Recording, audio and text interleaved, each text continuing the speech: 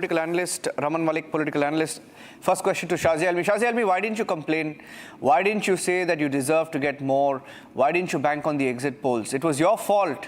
It was your fault that you refused to bank onto the exit polls that predicted that you would cross 300.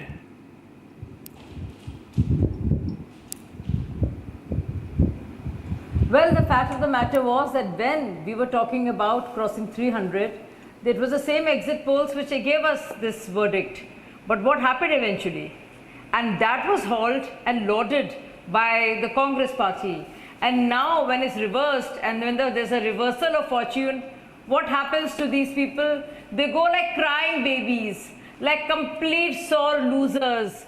And they go around thumping their chests and crying out aloud, and they start frothing at the mouth, and they start blaming everyone else but themselves.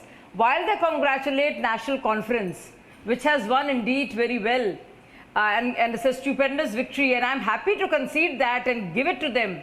Look at these sore losers. I mean, they refuse to accept the reality. I mean, it's worse than being an ostrich, you know. It's not even that. I mean, I would give an ostrich more credit when it's a sandstorm. So clearly there's a complete denial of the reality.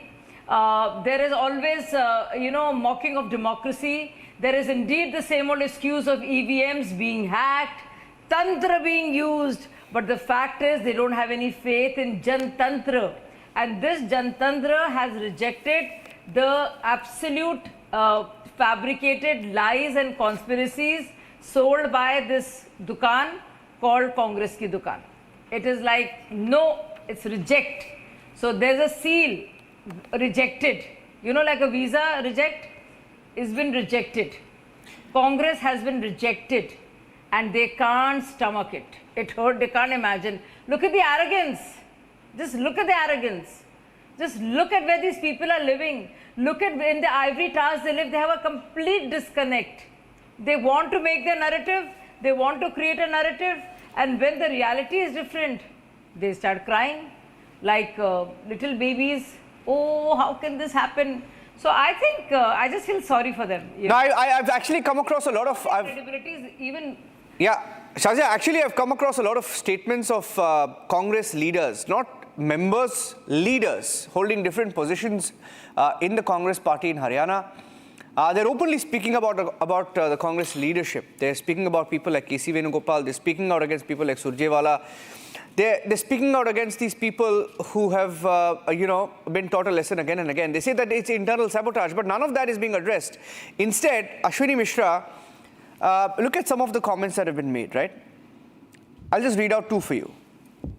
Ajay Makan says, there was a lot of difference between exit polls and actual results. Poll results were unprecedented. We have decided what we will do going ahead. Ashok Gehlot says, exit polls, the public spoke in one voice saying that Congress would form the government. We need to get to the root of this. Since when did Congress start taking exit polls so seriously? I mean, it's bizarre. See, it's not just the exit polls. Media has been on the ground. Our leaders has been on the ground, and if you look at how the whole joke out of people's mandate has been made because of these manipulating these election machines, basically EVMs, this is completely joke of a democracy, wherein you see when ballot papers start unfolding and we are leading on 83 seats, and suddenly this whole scenario changes. And BJP, wherever those machines were tampered, they were having 99% batteries.